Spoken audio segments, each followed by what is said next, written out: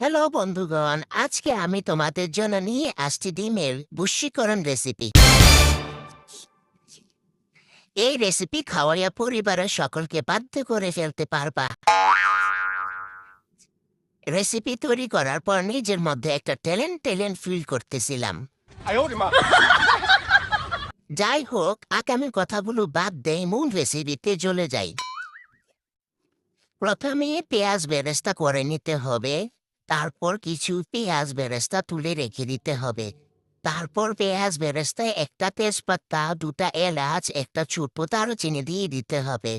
হালকা ভেজে নিতে হবে। তারপর পেঁয়াজ বাটা দিয়ে দিতে হবে। পেঁয়াজ বাটা দিয়ে হালকা নেড়ে অল্প পানি দিতে হবে।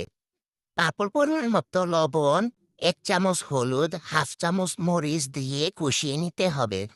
কষানো হলে পরিমাণ মতো পানি দিতে হবে। বলক আসলে ডিমগুলো দিয়ে দিতে হবে। ঝোলটা গাঢ় হয়ে আসলে পেঁয়াজ বেরেস্তা ও কাঁচামরিচ দিয়ে দুটা বলক আসলে নামিয়ে নিতে হবে। তৈরি হয়ে গেল ডিমের বশীকরণ রেসিপি।